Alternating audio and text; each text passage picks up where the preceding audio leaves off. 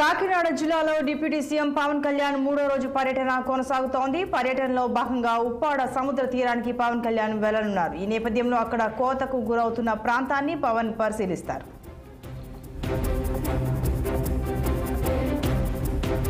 మరింత సమాచారం మా ప్రతినిధి దురాని అందిస్తారు. దురాని చెప్పండి, మూడో రోజు డిప్యూటీ సీఎం పవన్ కళ్యాణ్ పర్యటన కొనసాగుతోందని తెలుస్తుంది. ముఖ్యంగా ఈ రోజు ఉప్పాడ తీర ప్రాంతానికి ఆయన వెళ్తారని, అక్కడ పరిస్థితిని పరిశీలిస్తారని కూడా సమాచారం. వివరాలేంటి? Good morning Santoshi. పవన్ కళ్యాణ్ కాకినాడ జిల్లాలో 3 రోజుల పర్యటన ఈ రోజు ముగియనుంది. అయితే ఈ రోజు 2 ముఖ్యమైన కార్యక్రమాలు మాత్రం ఏర్పాటు చేసుకున్నారు. ఒకటి, సముద్రపు కోతకు గురవుతున్న ఉప్పాడ తీర ప్రాంత గ్రామాన్ని సందర్శించడంతో పాటు అక్కడ స్థానికుల బాధలు, సముద్ర పరిరక్షణకు అంటే ఇవి మత్స్యకారుల జీవనోభివృద్ధికి, అలాగే వారి ఇళ్ల సంరక్షణకు ఏ విధంగా చర్యలు తీసుకోవాలనే విషయం పైన అదొకటి. రెండోది, హార్బర్ సందర్శన ఉంటుంది. ఆ తర్వాత సాయంత్రం అయ్యేసరికి మాత్రం భారీ బహిరంగ సభలో మాట్లాడతారు. ముఖ్యంగా మనం మాట్లాడుకోవాల్సింది ఉప్పాడ తీర ప్రాంతం ఎందుకు సముద్ర కోతకు ఎందుకు గురవుతుందన్న విషయం పైన మనం స్పష్టంగా మాట్లాడుకోవాల్సిన అవసరం ఉంది. ఎన్నికల సమయంలో పవన్ కళ్యాణ్ ఈ విషయం పైన హామీ ఇచ్చారు. అదే విధంగా సందర్శనకు వచ్చి ఏ విధంగా చర్యలు చేపడితే బాగుంటుందనే విషయంపై మాత్రం ఇక్కడ స్థానికులతోనూ అధికారులతోనూ మాట్లాడే ప్రయత్నం చేస్తారు. ఇక్కడ కాకినాడ నుంచి 30 కిలోమీటర్ల దూరంలో డ్రెడ్జింగ్ జరుగుతుంది. అంటే చమురాయి లెవెల్ వెలికితీత కోసం జరుగుతున్న డ్రెడ్జింగ్ వల్ల సముద్రం దిశ మార్చుకుని, అంటే ఇసుక తవ్వేసి వేయడం వల్ల, అధునాతన మెషినరీ వల్ల ఇసుక తవ్వేసి గా వేయడం వల్ల సముద్రం దిశ మార్చుకుని ఉప్పాడ వైపు వేగంగా తీసుకొస్తుంది. ఈ పరిణామాల క్రమంలోనే కిలోమీటర్ మేర ఇప్పటికే ఎత్తుకొచ్చేసిన సముద్రం. ప్రస్తుతం అయితే గనక 300 గృహాలు, అంటే ఉప్పాడ మండలంలో, అంటే యూకొత్తపల్లి మండలంలో సుబ్బంపేట నుంచి అమీనాబాద్ వరకు 6 గ్రామాలు తీర ప్రాంతానికి గురయ్యాయి సముద్ర కోతకి. 300 గృహాలు ఇప్పటికే నేలమట్టం అయిపోయినాయి, సముద్రంలో కలిసిపోయినాయి. అలాగే ఉప్పాడ సినిమా షూటింగ్, ఉప్పెన సినిమా షూటింగ్ లో తీసిన దేవాలయం కూడా ఇప్పటికే సముద్రంలో కలిసిపోయి మనకు స్పష్టంగా రాళ్లు మాత్రమే కనబడుతుంటాయి. ఇంకో 50 గృహాలు సముద్రంలో కలవడానికి సిద్ధంగా ఉన్నాయి. ఇటువంటి క్రమంలో ఎటువంటి రక్షణ చర్యలు చేపట్టాలనే విషయంపై ప్రస్తుతం చర్చ జరుగుతుంది. 2009లో కేంద్ర మంత్రిగా పల్లవరాజు ఉన్న సమయంలో జియో ట్యూబ్ ఏర్పాటు చేశారు.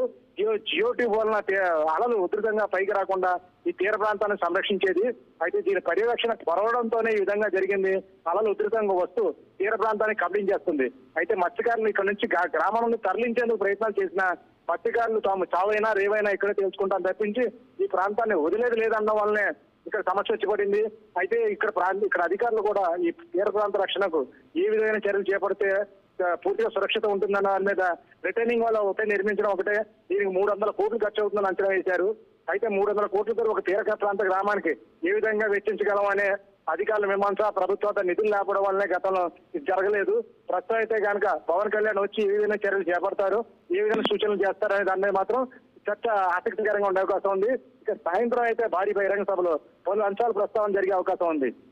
దురాని, అలాగే ఈ ఉప్పాడ అనగానే అంటే పర్యాటకంగా కూడా కాకినాడ ఈ తీర ప్రాంతం అంతా అభివృద్ధి చేస్తామని కూడా పవన్ కళ్యాణ్ అన్నారు. మరి అంటే ఆ దిశగా బహిరంగ సభలో ఏమన్నా చర్చ అంటే ప్రసంగించే అవకాశం ఉందా? ఈ పాయింట్ ఏమన్నా?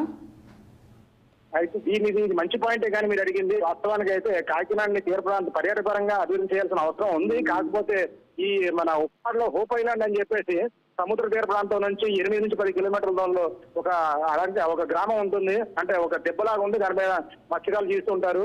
అది చాలా ఆహ్లాదకరించే ప్రాంతమైన అప్పటికి. అయితే ఇది చమురు ఇతర ప్రాంత అన్వేషణ వాడుతున్నందున నావీ ఎన్సీసీ వాటి వాళ్ళ సురక్షణ ప్రకారం అయితే కనుక దాన్ని పర్యాటకం చేయడానికి వీలు లేకుండా పోయింది. అలాగే ఇక్కడ స్టాండ్ కూడా వేరే రకంగా ఉంటుందని, అందువల్ల ఇది పర్యాటక పరంగా ప్రోత్సహించదగ్గ ప్రాంతం కాదని గతంలో నివేదికలు వచ్చినాయి. అయినప్పటికీ ఇక్కడ ఉండే సముద్ర ఫలాలు అంటే కాస్త తక్కువగానే ఉంటాయి ఇతర ప్రాంతాల్లో చూసుకుంటే కనుక. అందుచేత ఈ ప్రాంత పరిరక్షణ మాత్రం పర్యాటకంగా తీర్చిదిద్దితే బాగానే ఉంటుందని ప్రస్తుతం చర్చ నడుస్తుంది. ఉప్పాడ కొత్తపల్లిలో అయితే తీర ప్రాంత పర్యాటకంగా బాగానే ఉన్న పిఠాపురం మాత్రం తప్పకుండా, అంటే పవన్ కళ్యాణ్ పదే చెప్తున్నారు, దేవాలయాల పరంగా టూరిజం హబ్ గా దీన్ని తీర్చిదిద్దామని. ఇది పర్యాటక పరంగా ప్రసాదం అనే కేంద్ర ప్రభుత్వం ఏదైతే పథకం ఉందో దాని కింద మాత్రం తప్పనిసరిగా పర్యాటక టూరిజం గా మాత్రం, అంటే దేవాలయాల పరంగా ఇది టూరిజం ప్రాంతంగా అభివృద్ధి చెందే అవకాశం మాత్రం స్పష్టంగా ఉంది. అంటే మీరు అన్నట్టుగా ఆధ్యాత్మికంగా కూడా అంటే శ్రీపాద స్వామి సంస్థానం ఏదైతే ఉందో అంత ఆధ్యాత్మికంగాను అలాగే పర్యాటకంగా కూడా అభివృద్ధి చేస్తా ఉన్నారు. అలాగే ఇక అంటే బహిరంగ సభ అన్నారు కాబట్టి ఎక్కడైతే ఆయన ఉన్న ఆ కాకినాడకు సంబంధించి మొత్తం ఏవైతే ప్రాంతాలన్నీ దాని కిందకు వస్తాయో వాటన్నిటి గురించి ఆయన ఖచ్చితంగా ప్రస్తావిస్తారు. కాబట్టి ఉప్పాడ చేనేత వాళ్ళకి సంబంధించి కూడా ఆయన ప్రస్తావించే అవకాశం ఉందని అనుకుంటున్నారు. మరి దాని గురించి ప్రస్తావన వస్తుందంటారా? తప్పకుండా వచ్చింది. అంటే చేనేత పరంగా అయితే జాందాని అనేక పట్టు చీరలు తయారవుతాయి. వీటికైతే కనుక పేటెంట్ కూడా ఉంది. కేంద్ర ప్రభుత్వ పరంగా కూడా ప్రత్యేక గుర్తింపు ఉన్న చీరలు ఇవి. చిన్ని తార్లు కూడా పెద్ద పెద్ద తార్లు కూడా ఇక్కడికి వచ్చి పట్టు వస్త్రాలు కొనుగోలు చేస్తూ ఉంటారు. అయితే చేనేత కార్మికులు మాత్రం ఏ విధంగా వృత్తి దొరకడం లేదని చెప్పాలి. ఇందులో ఉన్న వేవర్స్ అంటే మాస్టర్ వేవర్స్ మాత్రం లబ్ధి పొందుతున్నారు తప్పించి మిగిలిన చేనేత కార్మికులందరూ వాళ్ళ బ్రతుకులు చాలా దీనంగానే ఉన్నాయని చెప్తున్నారు. వాళ్ళకి ప్రస్తుతానికి పెన్షన్ కూడా నిజంగా లేదంటున్నారు. ఈ పరిణామ క్రమంలో చేనేత కార్మిక రంగాన్ని ఏ విధంగా ఆదుకోవాలి? వాస్తవంగా అయితే కనుక చేనేత రంగాన్ని అభివృద్ధి చేసేందుకు ఇక్కడ పండించే పంట అంటే పట్టు పురుగుల పరిశ్రమ కూడా ఇక్కడ బాగా దిగజారిపోయిందని చెప్పాలి. ఇక్కడ మొత్తం పూర్తిగా వ్యవస్థ బాగా దిగజారిపోవడంతోనే చేనేత కార్మికులంతా రోడ్డున పడ్డారు. వీళ్ళ జీవన భృతికి అయితే పవన్ కళ్యాణ్ తప్పకుండా చేతినిచ్చే కార్యక్రమాలు చేపడతారు. ఇది కూడా సభలో ప్రస్తావించే అవకాశం ఉంది.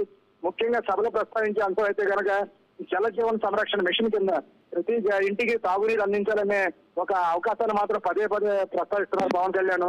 ఈ విషయంపై మాత్రం ప్రజలకి సందేశాన్ని ఇస్తారు. అధికారులకు ఇప్పటికే పలు సూచనలు చేశారు పవన్ కళ్యాణ్. ఆ విధంగా అడుగులు పడే అవకాశాలు అయితే స్పష్టంగా కనిపిస్తున్నాయి.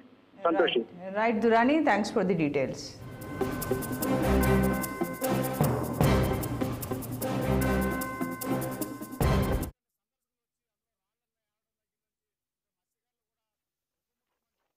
పవన్ కళ్యాణ్ పర్యటన కాకినాడ జిల్లాలో చివరి రోజు చేరుకుంది. 3 రోజుల పర్యటనలో భాగంగా 3వ రోజు పిఠాపురం నియోజకవర్గంలోని ఉప్పాడ అంటే సముద్ర కోతకు గురవుతున్న తీర ప్రాంతాల పరిశీలన, అలాగే సాయంత్రం ఈ సభ కార్యక్రమాలు ఉన్నాయి, అంటే బహిరంగ సభ కార్యక్రమాలు ఉన్నాయి.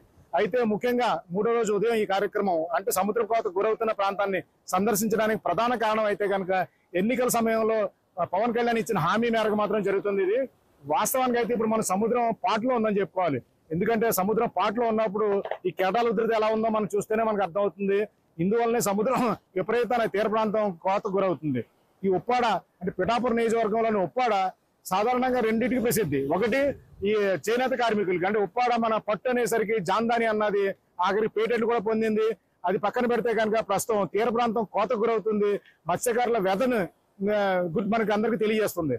వాస్తవంగా కొన్ని పరిస్థితులు గమనిస్తే కనుక ఈ తీర ప్రాంతం ఉప్పాడలో సుబ్బంపేట నుంచి అమీనాబాద్ వరకు అంటే 6 గ్రామాలు విపరీతమైన కోత గురవుతున్నాయి.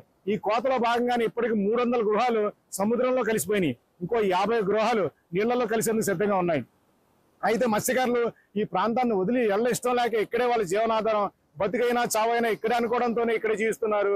అయితే ఏ ప్రభుత్వం వచ్చినా సరే వీళ్ళ సంక్షేమాన్ని చూస్తుంది తప్పించి వీళ్ళ క్షేమాన్ని మాత్రం దృష్టిలో పెట్టుకోవట్లేదని చెప్పుకోవాలి. గతంలో పరికిస్తే మాత్రం 2009లో కేంద్ర ప్రభుత్వం అంటే అప్పుడు పల్లారాజు కేంద్ర మంత్రిగా ఉండేవారు. ఆయన 430 కోట్లు వెచ్చించి జియో ట్యూబ్ అంటూ రక్షణ తీరం వెంబడి జియో ట్యూబ్ ఏర్పాటు చేశారు. జియో ట్యూబ్ అంటే పెద్ద అప్పట్లో శాస్త్ర సాంకేతిక పరిజ్ఞానం తయారు చేసింది. ఒక వల చిక్కం లాంటి వలలో అనేక రాళ్ల సముదాయం అంటే చిన్న నుంచి పెద్ద రాళ్ల వరకు సముద్రం ఊళ్ళోకి రాకుండా వెంబడి ఒక ఏర్పాటు చేసి దాన్ని జియో ట్యూబ్ అంటారు. అయితే దీనికి పరిరక్షణ కొరవడంతోనే జియో ట్యూబ్ చిత్రమైపోయి ప్రస్తుతానికి అక్కడ ఎందుకంటే సందర్శకులు వచ్చి అందులో రాళ్లను ఆడడం దగ్గర నుంచి మత్స్యకారులు కూడా దాని మీద ఎక్కి దిగడం, పిల్లలు కూడా రాళ్లతో ఆడుకోవడంతో దీనికి పర్యవేక్షణ పూర్తిగా కొరవడి జియో ట్యూబ్ పూర్తిగా ధ్వంసం అయిపోయింది. దీనివల్ల విపరీతమైన సముద్ర కోత గురవుతూనే ఉంది. గతంలో మనం చాలాసార్లు చెప్పుకున్నట్టే ఈసారి కూడా మరోసారి గుర్తు చేసుకునే ప్రక్రియ ఇది. ఎందుకంటే ఉప్పెన సినిమా షూటింగ్ జరిగింది ఇక్కడే.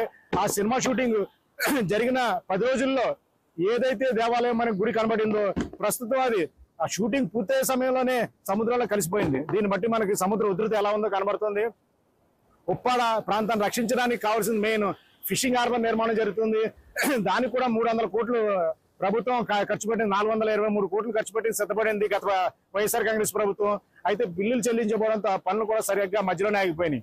అయితే ప్రస్తుతం మత్స్యకారుల జీవన భృతి పెరగడానికి ఇక్కడ జరుగుతున్న పనులు అయితే ఆటంకంగా ఉంది. వాస్తవంగా మనం ఒకటి తెలుసుకోవాలి, అస్తమానం సముద్ర కోతకు ఎందుకు గురవుతుందని. దీనిలో విషయాన్ని అధికారులు కానీ మరెవరు కానీ బయట పెట్టకపోవడం కూడా చాలా పెద్ద కుట్ర దాగి ఉందని చెప్పాలి.